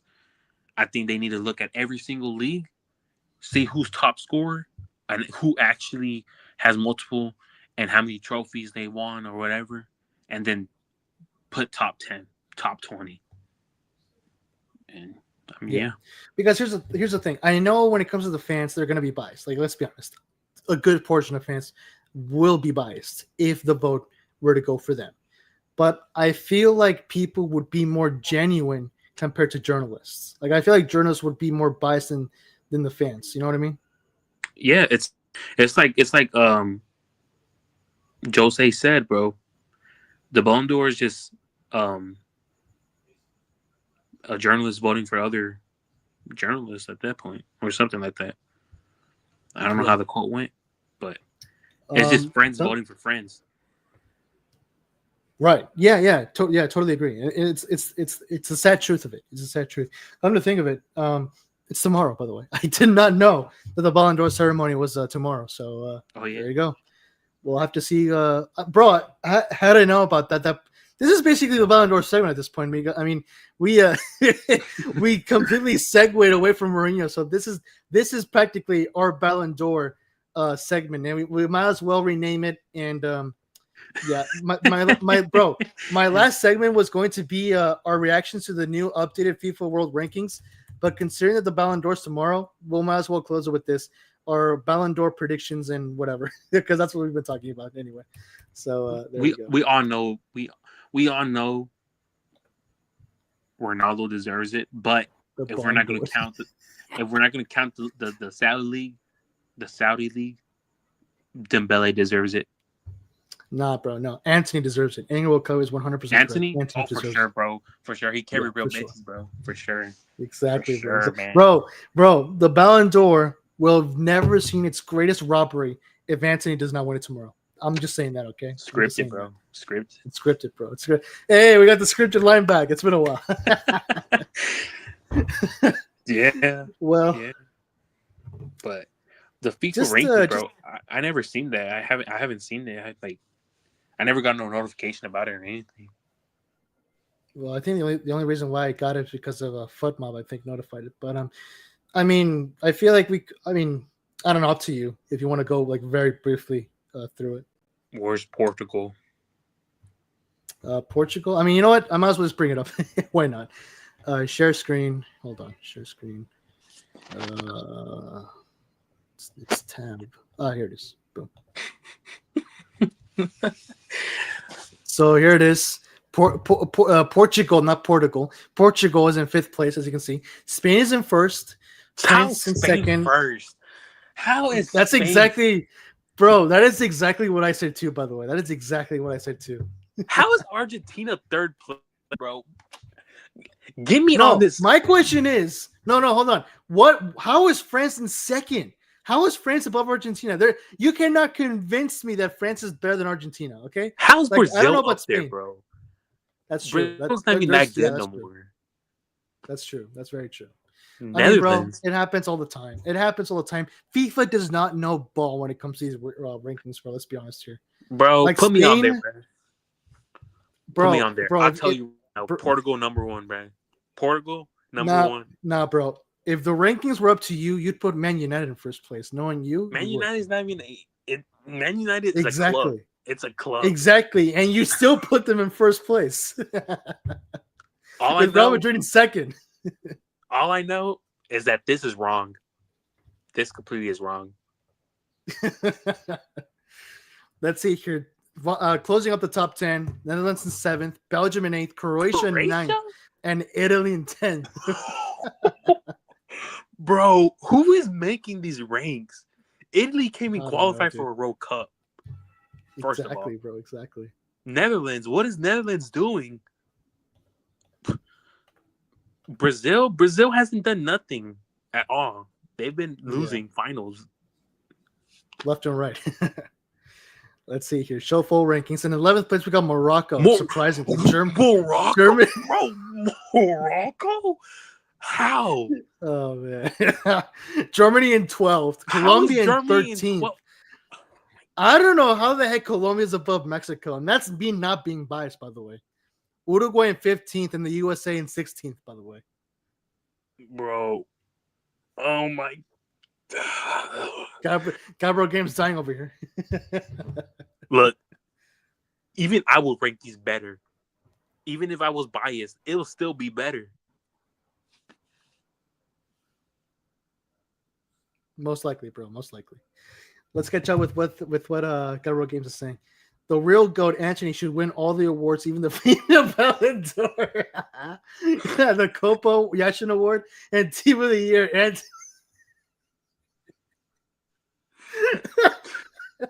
Anthony should win the World Cup at this point, bro. Anthony needs to win the Presidential Medal of Honor, the Nobel Peace Prize, the Oscars. Bro deserves it all. Deserves it all, bro. Deserves it all. Miss Universe. Miss Universe is crazy, bro. Probably because they beat Turkey last game 0-6. Wait. Which who are you talking about? Oh, France. France should not be up there. No, wait. World Cup. What are you talking about? When they beat Turkey 6-0. Not Brazil, is it? I don't think so. How is Brazil up there? It should be Spain, Portugal, England, and then Argentina. Portugal in second, though? I honestly don't agree with it. Spain should have been top 5. It should be bottom 5 for sure. They're no good. I mean, I'm gonna be honest, bro. I feel like Brazil shouldn't even be in the top 10. Brazil, like, they ain't a top 10 team. Brazil fell off, bro. I don't lie. Anthony's just carrying them at this point. Oh, Spain, because they beat Turkey 6-0. I mean, I don't know. At first, I did react surprised seeing Spain in first place, but to be fair, I mean, no, they've been good. They are a good team. They're carried. They're carried. They're protected. They're never gonna. They don't want to participate in this upcoming World Cup, so they shouldn't be up there. Get them out. Get them out. Let me see here. I mean, look, here are my reactions to this. Spain in first place, I kind of do understand that. France in second place, though. Heck no. Argentina. You know what, bro? Argentina was in first place. I feel like that is exactly what surprised me. How in the heck is Argentina was in first place, dude? How in the heck did Spain surpass Argentina? How did France surpass Argentina? That's bullcrap, dude. France is a better team than Argentina. Portugal is a better team than all those top 5 right now. Oh, dude, that's harsh, bro. That's harsh. It's not harsh. They won. Who won Euros? Who won Euros? Ronaldo. Dude, that was in freaking 2016, wasn't it? Not even that. I'm talking about the other one, but they went against Spain during the summer. Oh, the Nations League. Yeah, Nations League. Right, who won that? Okay. Ronaldo. Portugal. But bro, the thing is, these are based on the recent international window. So as of this month, literally as of this month. So for me, again, I don't agree with Argentina being second. They should be in first. Spain should be the one in second, followed Argentina's by third.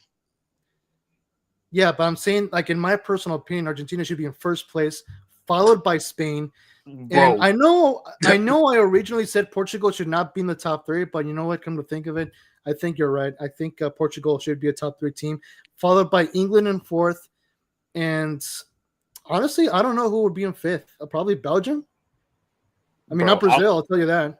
I'll tell you. Maybe, you know what? France would be in 4th place or 5th. I'll tell you. Followed by, yeah, go ahead. Portugal number 1, France 2nd, England 3rd. I'm putting Belgium 4th, Netherlands 5th. Take Brazil and shove it all the way down to number 14. Above Mexico, huh? Thanks. Yeah. World Cup is asking who's in last place. Let's check out who is in dead last. It's gonna be an African team. It's gonna be an African team. Watch it be a team from Central America.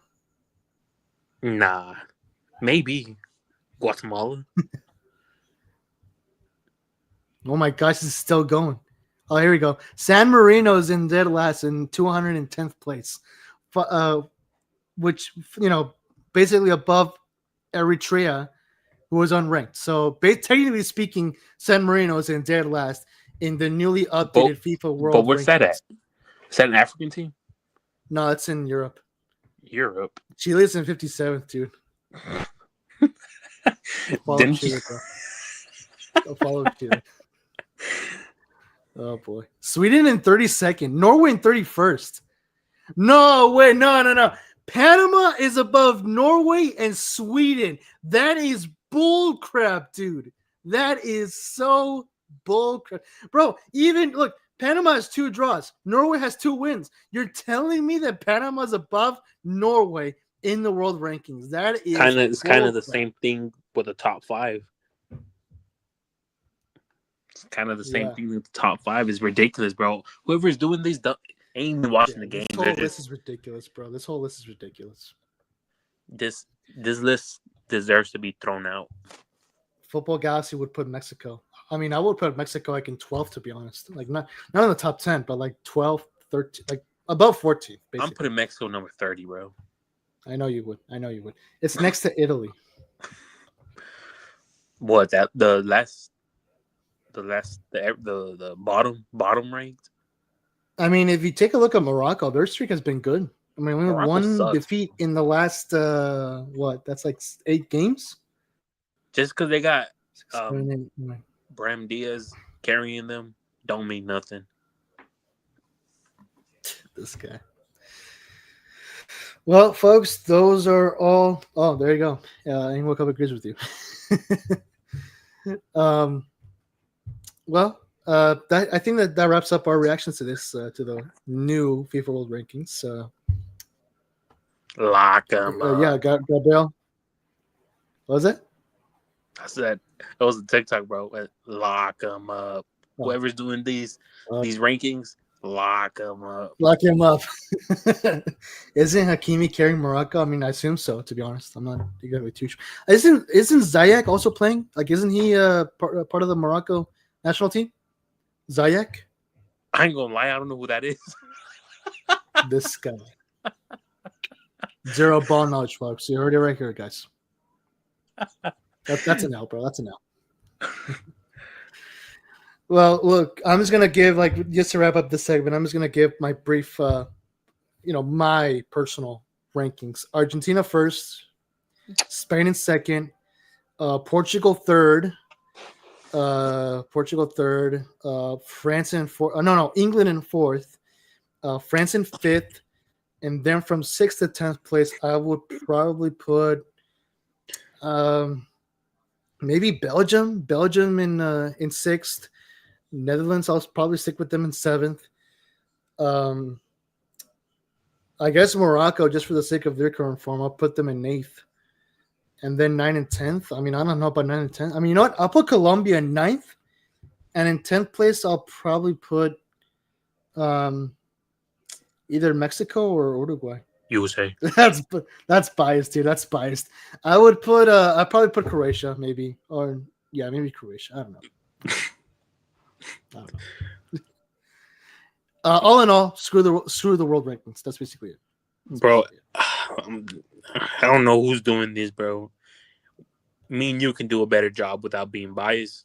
We can do a better job. Yeah, I agree. Well, guys, before we wrap up tonight's episode, last thing, our final Ballon d'Or predictions, considering that it's tomorrow, which I did not know. So, Gabriel Games, we'll start with you. Who do you think, without possibly being biased, if it's possible, who do you think will win the Ballon d'Or tomorrow? Who I wanted to win and who actually deserves it? Dembele. Yeah. Dembele deserves it. He helped PSG win their first ever Champions League. They won the league last season. I mean, come on. But yeah, it should be Dembele. But knowing how scripted and trash this ceremony has been, I'm going to give it to one of those trash players that play for that Barca team. Trash players, okay. Anthony winning since Gabriel Games, yeah. Honestly, he's not even nominated, isn't he? Anthony's not even nominated. Bro. That's corruption at its finest, bro. It should be Maguire, bro. Just the way he carries, bro. He ain't win a Club World Cup. Dembele. Yeah, he didn't win the Club World Cup. Chelsea won the Club World Cup. But I mean, that's kind of like regardless of how you view the Club World Cup, I still see it as a preseason game. You know, I don't think it was worth it. Honestly, I think it was trash. It was trash, to be honest. Oh, the Club World Cup? Yeah. It was something that no one asked for. I think we can all agree. Let's be honest here. Yeah. Anyway, let me just briefly go through all the names here, just for conversation's sake. So the following are the 2025 Ballon d'Or nominees: Jude Bellingham, Ousmane Dembele, which is your prediction, your pick, Gianluigi Donnarumma, Desiree Doe, or I don't know if I'm pronouncing it right. Desiree Doe from PSG. Are those in order, like top one, or? Oh no, in no particular order. Oh, I think this is an alphabetical order, actually. This list is in alphabetical order. So Jude Bellingham, Dembele, Donnarumma, Desiree Doe, Denzel Dumfries, Sergio Guirassy, Victor Gyökeres, he's not winning it. Erling Haaland, who's also not winning it. Achraf Hakimi, Harry Kane, Kvaratskhelia, Lewandowski, Alexis McAllister, he is not winning it. Lautaro Martinez, Kylian Mbappe, who's also not winning it. Scott McTominay, almost 2/3 of this list is not winning it. Scott McTominay, Nuno Mendes, Joao Neves, Michael Olise, Cole Palmer, Pedri, Rafinha, Declan Rice, Fabian Ruiz, Mo Salah, Virgil van Dijk, Vinicius Jr., Vitinha, Florian Wirtz, and Lamine Yamal. Bro, Dumfries made it, bro. telling you. But not Anthony. Like that already goes to show how corrupt this filthy award is, bro. That Anthony is not even in the freaking nominees. Like that's just disgusting, bro. I think I'm gonna lose sleep over this. Exactly, anyway. Man. Pull a whole all-nighter, 24-hour live stream. Dude, oh my, bro! Imagine if the whole football community protested against the Ballon d'Or just because Anthony was not nominated. That would be hilarious, dude. Yeah. Anyway, Dembele should win, but I don't think they give it to him. Probably Yamal, to be honest. Honestly, I kind of don't want Yamal to win it. Like, I'm telling you, it's scripted, give him one more season, bro. It's scripted. It's been scripted ever since, bro. It's been scripted ever since Lewandowski got robbed. That's why, bro. Me personally would love Rafinha to win it. I mean, I can see Rafinha winning it, dude. To be honest, like I feel like Rafinha is like in the top three favorites to win it.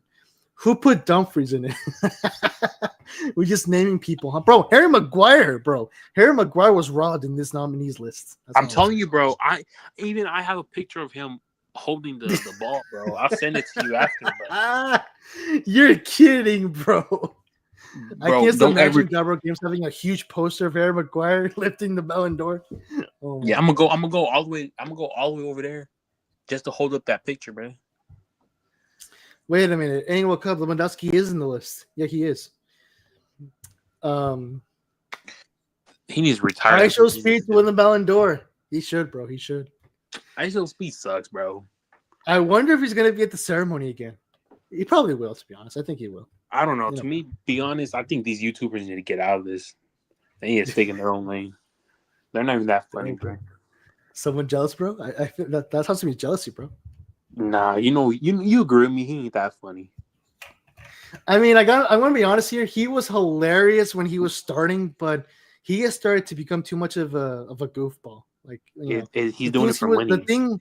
The thing he was doing later on was just plainly stupid, But at this point, everything's for money, bro. I'm telling you, everyone sells out for money. Like, this is like the Mr. Beast atmosphere at this point, Like, they started off on YouTube, and now they're like somehow winning money. Like, Twitch live streams almost every day. He's like, dude, like, must be nice to, must be nice, basically, He just 3 goals left of scoring a hat trick. Who? I show speed? I don't know. I know I deserve it, bro. Wait till Anthony gets nominated next year. I mean, it all depends on how he does for Real Betis this season, and hopefully, I deserve to win Manager of the Year, bro. Bro, I'm just saying, like, bro, F in the chat for Gabriel Games, because the reason why he was robbed from winning the Ballon d'Or is because he got injured in training for Las Vegas Scorpions FC, and he was out for the entire season. Yeah, bro, didn't even play his first game of the freaking season, bro.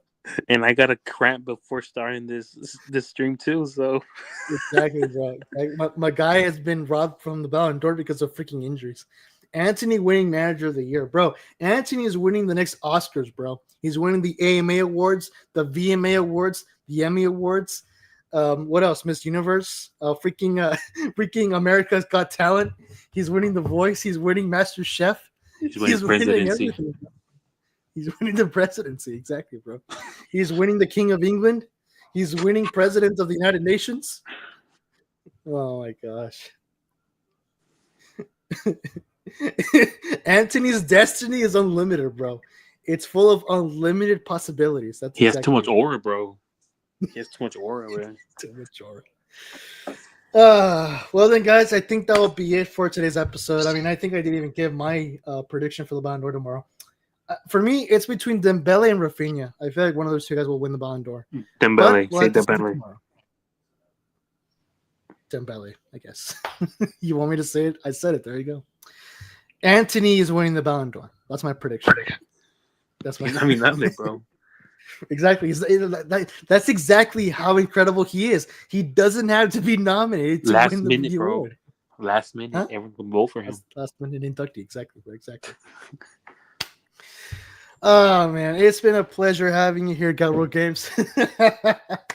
That will be it then, guys, for today's episode. If you guys did enjoy it, then please, of course, do give it a like, guys. And